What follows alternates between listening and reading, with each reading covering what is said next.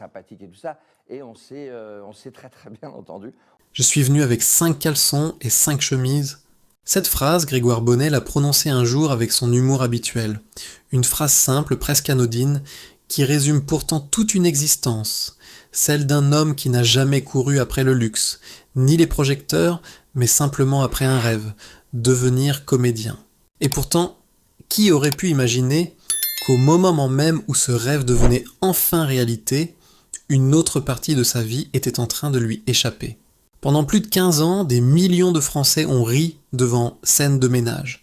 Chaque soir, Grégoire Bonnet prêtait ses traits à Philippe, un mari parfois maladroit, parfois agaçant, mais toujours profondément attachant. Un homme dont les disputes finissaient presque toujours par un sourire. Un couple imparfait, mais uni. À l'écran, tout semblait finalement s'arranger. Mais hors caméra, l'histoire suivait un tout autre scénario. Le succès, que tant d'acteurs espèrent pendant des décennies, est finalement arrivé très tard dans sa vie. Après des années passées dans l'ombre des théâtres, après d'innombrables auditions, après des rôles que presque personne ne remarquait, Grégoire Bonnet est enfin devenu un visage familier des foyers français. Beaucoup auraient pensé que ce succès représentait le début du bonheur. Lui a découvert qu'il pouvait aussi en être le prix. Dans plusieurs entretiens, il a reconnu que la célébrité était arrivée à un âge où sa vie personnelle était déjà construite. Une carrière qui s'accélère, bouleverse tout. Les journées deviennent interminables, les tournages se multiplient, les déplacements s'enchaînent, et le temps consacré à ceux que l'on aime devient soudain la ressource la plus rare. Et c'est peut-être là que réside le plus grand paradoxe de son histoire. Car Grégoire Bonnet n'a jamais été mêlé à un scandale. Aucun divorce explosif, aucune infidélité rendue publique, aucun conflit étalé dans les magazines, rien de tout cela.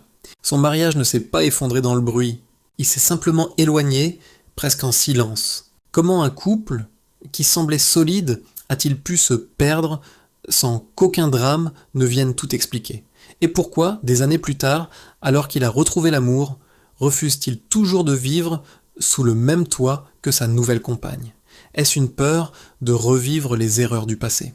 Ou bien a-t-il compris quelque chose que beaucoup d'entre nous découvrent seulement avec l'âge, que l'amour ne se mesure pas au nombre de nuits passées sous le même toit, mais au respect de la liberté de chacun. Cette histoire n'est pas seulement celle d'un acteur célèbre, c'est celle d'un homme qui a attendu la reconnaissance pendant des décennies, avant de comprendre que certaines victoires exigent parfois des sacrifices invisibles. Et vous allez voir que tout commence bien avant les plateaux de télévision, à une époque où Grégoire Bonnet n'était encore qu'un jeune homme de Suresnes, animé par une passion immense pour le théâtre, sans imaginer un seul instant jusqu'où ce rêve allait le conduire. Bien avant que son visage ne devienne familier à des millions de Français, Grégoire Bonnet était un enfant comme les autres. Il naît en 1966 à Suresnes, dans les Hauts-de-Seine, aux portes de Paris. Rien ne laisse alors présager qu'il deviendra un jour l'un des comédiens les plus appréciés de la télévision française. Son enfance se déroule loin des plateaux de tournage, dans un environnement où le monde du spectacle ne fait pas partie du quotidien. Très tôt pourtant, une fascination naît en lui. Le théâtre n'est pas seulement un divertissement. Il découvre qu'il peut devenir un langage, une façon de raconter les émotions humaines et de donner vie à des personnages. Là où certains rêvent de stabilité ou d'une carrière toute tracée, lui ressent déjà ce besoin profond de monter sur scène. Cette passion grandissante l'amène naturellement à suivre une formation dramatique, convaincu que le métier de comédien ne s'improvise pas, mais se construit avec patience, discipline et travail. À la sortie de ses études, la réalité est cependant bien différente de ses rêves. Les premiers spectacles arrivent, souvent dans de petites productions théâtrales où les cachets restent modestes. Il joue devant des salles parfois pleines, parfois presque vides. Chaque représentation lui apporte de l'expérience, mais rarement la reconnaissance qu'il espère. Les années passant ainsi, rythmées par les répétitions, les tournées et les auditions. Peu à peu, quelques petits rôles au cinéma et à la télévision viennent compléter son parcours. Son visage apparaît à l'écran quelques minutes, puis disparaît aussitôt. Pour le grand public, il demeure un inconnu. Pour lui, chaque rôle représente pourtant une étape supplémentaire. Cette longue période est aussi marquée par une véritable précarité financière. Comme beaucoup de comédiens, Grégoire Bonnet vit avec des revenus irréguliers. Certains mois, le travail ne manque pas, d'autres, les propositions se font rares. Il apprend à gérer l'incertitude, à accepter les refus et à continuer malgré tout. Avant la célébrité, sa vie est simple, sans luxe ni confort particulier. Il ne poursuit pas la gloire, mais la possibilité de vivre un jour de son métier. Ce choix exige de nombreux sacrifices. Les soirées sont consacrées aux répétitions, les week-ends aux représentations, tandis que les vacances deviennent un privilège rare. Plus d'une fois, il s'interroge. Les années passent, les succès tardent à venir, et il lui arrive de se demander si son rêve se réalisera un jour. Beaucoup auraient chanté et auraient changé de voie. Lui décide de continuer, convaincu que la persévérance finira par être récompensée. C'est au cours de cette période discrète qu'il rencontre Aurélie. Contrairement à lui, elle évolue dans un univers totalement différent. Juriste de profession, elle est étrangère au monde artistique, au casting et au projecteur. Peut-être est-ce justement cette différence qui rapproche les deux jeunes gens. Avec elle, Grégoire Bonnet trouve un équilibre que le théâtre ne peut lui offrir. La stabilité, la confiance et une vie familiale construite loin de toute médiatisation. Leur relation grandit naturellement. Ils se marient sans chercher la moindre exposition médiatique. Puis naît leur fille, Églantine, qui devient rapidement le centre de leur vie. Malgré les difficultés professionnelles, le couple semble avoir trouvé son rythme. La maison devient un refuge où Grégoire peut oublier les auditions, les refus et les incertitudes du métier. Pendant plusieurs années, cette famille mène une existence discrète. Rien ne laisse penser que cet équilibre puisse un jour être remis en question. Grégoire Bonnet poursuit son chemin avec humilité, persuadé que le succès, s'il doit arriver, viendra un jour, ou peut-être jamais. Il ignore encore qu'après près de 20 années de patience, le destin s'apprête enfin à lui offrir cette opportunité dont rêvent tous les comédiens. Mais il ignore aussi que ce rôle tant attendu ne transformera pas seulement sa carrière, il bouleversera profondément toute sa vie. Après près de 20 années passées dans l'ombre, le téléphone sonne enfin pour la bonne raison. Comme tant de comédiens avant lui, Grégoire Bonnet se présente à un casting sans imaginer qu'il s'apprête à vivre le plus grand tournant de sa carrière. Lorsqu'il décroche le rôle de Philippe dans Scène de ménage, il ne sait pas encore que sa vie est sur le point de basculer. La série connaît déjà un immense succès auprès des Français. Chaque soir, des millions de téléspectateurs se retrouvent devant leur télévision pour observer ces couples aussi drôles qu'imparfaits, dans lesquels chacun reconnaît un peu de sa propre vie. Avec son humour subtil, son regard parfois désabusé, et sa manière unique d'incarner un homme à la fois sûr de lui et profondément attachant, Grégoire Bonnet conquiert rapidement le public. Son personnage devient l'un des visages incontournables de la série. Désormais, on le reconnaît dans la rue. Les interviews se multiplient. Les invitations à la télévision s'enchaînent. Après avoir attendu si longtemps, la reconnaissance est enfin là. Cette réussite transforme également sa situation financière. Pendant des années, il avait vécu avec les incertitudes du métier de comédien, alternant périodes d'activité et moments plus difficiles. Désormais, la stabilité s'installe. Les tournages réguliers lui assurent par ce des revenus bien plus confortables, d'autres réalisateurs s'intéressent à lui, de nouveaux projets arrivent, au cinéma, à la télévision et sur les planches. Enfin, il peut exercer le métier qu'il aime sans craindre constamment le lendemain. Mais derrière cette réussite que tout le monde admire, une autre réalité commence à s'imposer. Le rythme de travail devient particulièrement exigeant. Les journées débutent à l'aube sur les plateaux de tournage. Elles se poursuivent parfois tard dans la soirée avec des répétitions de théâtre ou des lectures de scénarios. Entre les déplacements, les interviews, les promotions et les nouveaux contrats, les semaines semblent ne plus avoir assez d'heures. Le succès, qu'il avait attendu pendant si longtemps, lui prend désormais ce qu'il possède de plus précieux, son temps. À la maison, Aurélie continue d'assurer le quotidien. Leur fille grandit. Pourtant, Grégoire Bonnet est de moins en moins présent. Non pas par manque d'amour, mais parce que chaque nouveau projet représente une opportunité qu'il a attendue pendant près de 20 ans. Comment refuser enfin ce que l'on a espéré toute une vie ? C'est là que naît le paradoxe que connaissent de nombreux artistes. Lorsqu'ils sont inconnus, ils rêvaient d'avoir davantage de travail.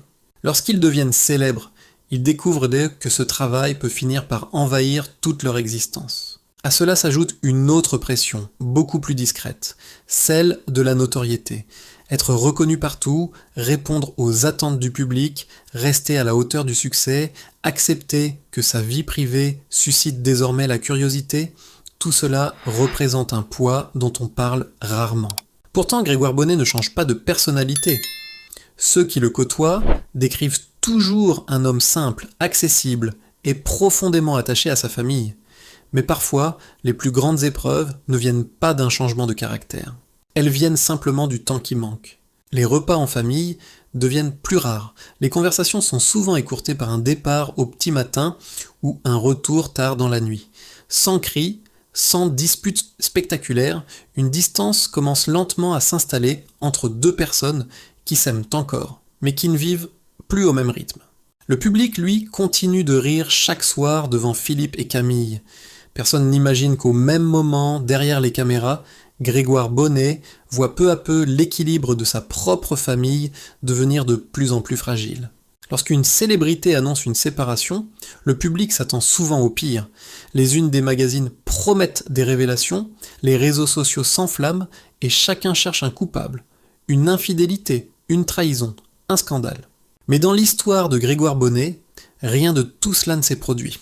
Aucun message explosif publié sur Internet, aucun règlement de compte dans la presse, aucun avocat s'exprimant devant les caméras. Leur mariage ne s'est pas terminé dans le bruit, mais dans un silence que beaucoup ont eu du mal à comprendre.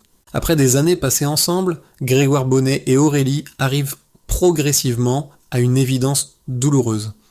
Ils s'aiment encore avec respect, mais leurs vies ne suivent plus le même chemin. Les années de tournage, les horaires impossibles, les absences répétées et les responsabilités professionnelles ont lentement créé une distance que ni l'un ni l'autre n'avaient réellement souhaitée. Ce n'est pas une décision prise en une nuit, c'est une prise de conscience qui s'installe au fil des mois. Plutôt que de transformer leur séparation en champ de bataille, ils choisissent une voie beaucoup plus rare, celle du dialogue. Pour eux, une priorité s'impose immédiatement. Leur fille Églantine. Ils refusent qu'elle devienne la victime d'un conflit entre ses parents. Ils savent qu'engager un divorce marque déjà profondément une famille. Alors pourquoi y ajouter la haine, les reproches ou la vengeance ? Cette maturité impressionne leur entourage. Là où beaucoup coupent définitivement les ponts, eux décident de préserver ce qui peut encore l'être. Ils ne sont plus un couple, mais ils restent une famille. C'est ainsi qu'après leur divorce, une situation étonnante voit le jour. À plusieurs reprises, Grégoire Bonnet et Aurélie continuent de partager certains moments familiaux, notamment des vacances avec leur fille, une image qui surprend de nombreuses personnes.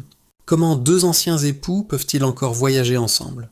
La réponse est peut-être plus simple qu'on ne l'imagine, parce qu'ils ont compris que la fin d'un mariage n'efface pas les années construites ensemble. Elle n'efface pas les souvenirs, ni le rôle de parents qu'ils continueront à partager toute leur vie. Bien sûr, ce choix intrigue la presse.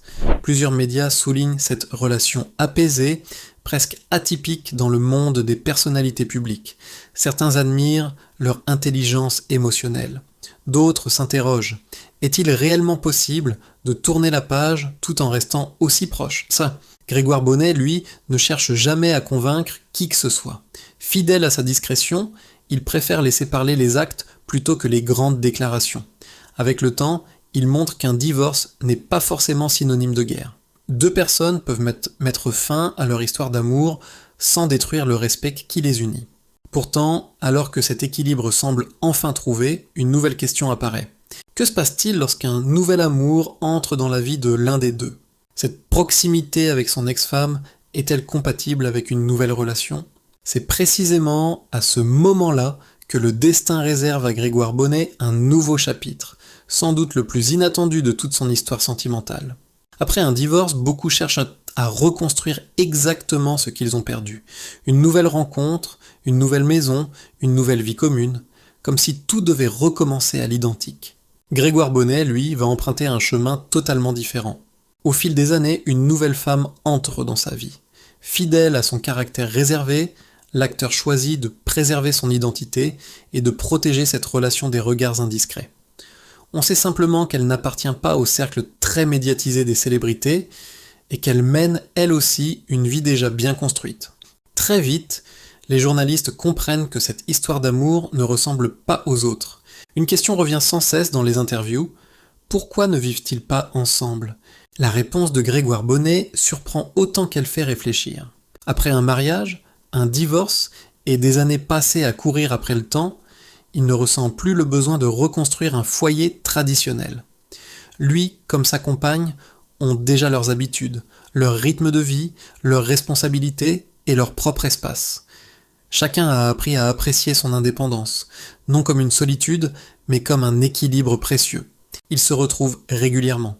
Ils voyagent, partagent des moments simples, des repas, des vacances, des projets. Pourtant, lorsque la journée se termine, chacun rentre chez soi. Pour certains, ce choix semble difficile à comprendre. Mais pour eux, il représente au contraire une forme de liberté. Cette manière de vivre porte aujourd'hui un nom de plus en plus connu chez les sociologues, Living Apart Together, ou LAT. Le principe est simple. Deux personnes s'aiment, construisent d'une véritable relation, mais choisissent volontairement de ne pas partager le même domicile. Longtemps considéré comme marginal, ce modèle séduit de plus en plus de couples après 50 ou 60 ans. Pourquoi? Parce qu'à cet âge, beaucoup possèdent déjà leur maison, leurs habitudes, parfois leurs enfants ou leurs petits-enfants, et ne souhaitent de plus bouleverser un équilibre patiemment construit. Pour Grégoire Bonnet, cette organisation semble répondre parfaitement à ce qu'il recherche désormais. Aimer sans s'étouffer, partager sans posséder, construire sans effacer la vie que chacun avait avant cette rencontre. Un autre aspect intrigue également les observateurs. Sa nouvelle compagne accepte avec sérénité les liens apaisés qu'il continue d'entretenir avec Aurélie. Elle comprend que cette relation n'est plus celle d'un couple, mais celle de deux parents qui ont choisi de rester unis autour de leur fille. Cette confiance réciproque devient sans doute l'un des piliers de leur histoire. Les médias français évoquent parfois cette manière moderne de vivre l'amour, mais Grégoire Bonnet refuse d'en faire un manifeste. Il ne prétend pas détenir la recette du bonheur. Il explique simplement que cette formule correspond à leur histoire, à leur âge et à leurs expériences. Au fond, ce n'est pas la distance qui sépare deux êtres, c'est le manque de confiance. Et lorsqu'elle existe, quelques kilomètres deviennent parfois beaucoup moins importants qu'un véritable respect mutuel. Cette vision de l'amour peut surprendre une génération qui a longtemps considéré la vie commune comme l'aboutissement naturel d'une relation. Pourtant, elle soulève une question bien plus profonde. Et si aimer ne signifiait plus forcément vivre sous le même toit? Et si, après 60 ans, le bonheur consistait justement à réinventer les règles que l'on croyait immuables depuis toujours? En regardant le parcours de Grégoire Bonnet, une chose apparaît clairement. Cette histoire ne parle pas seulement d'un acteur célèbre. Elle parle de la vie. Elle nous rappelle que le succès n'efface ni les difficultés, ni les blessures, ni les choix parfois douloureux que chacun doit faire. Après avoir attendu la reconnaissance pendant près de 20 ans, Grégoire Bonnet a enfin connu la célébrité. Pourtant, cette victoire professionnelle s'est accompagnée d'un prix qu'il n'avait jamais imaginé. L'éloignement progressif de sa famille. Son divorce n'a pourtant jamais été marqué par les scandales ou les règlements de compte. Avec Aurélie, il a choisi une autre voie, celle du respect, du dialogue et de la responsabilité envers leur fille. Puis, la vie lui a offert une seconde chance. Mais cette fois, il a refusé de reproduire le même modèle. Avec sa nouvelle compagne, chacun conserve son indépendance, son domicile et son rythme de vie. Une manière d'aimer qui peut surprendre, mais qui reflète une réalité de plus en plus fréquente chez les couples après 50 ou 60 ans. Peut-être est-ce cela la véritable leçon de son histoire. Avec les années, l'amour ne disparaît pas. Il change. On ne cherche plus à posséder l'autre, mais à le comprendre. On ne construit plus forcément son bonheur en vivant sous le même toit, mais en partageant des moments sincères dans le respect de la liberté de chacun. Grégoire Bonnet ne prétend pas avoir trouvé la formule parfaite. Son parcours montre simplement qu'il existe plusieurs façons d'être heureux, et qu'aucune ne devrait être jugée tant qu'elle apporte de la sérénité à ceux qui la vivent. Avant de nous quitter, j'aimerais vous poser 2 questions. Selon vous, peut-on aimer profondément une personne sans vivre avec elle? Et pensez-vous qu'il soit possible de rester en bons termes avec son ancien conjoint tout en construisant une nouvelle histoire d'amour? Dites-nous votre avis dans les commentaires. Vos témoignages enrichissent toujours ces discussions. Si cette vidéo vous a plu, n'hésitez pas à laisser un like, à la partager avec vos proches et à vous abonner à la chaîne pour découvrir d'autres histoires vraies, souvent bien plus surprenantes que la fiction.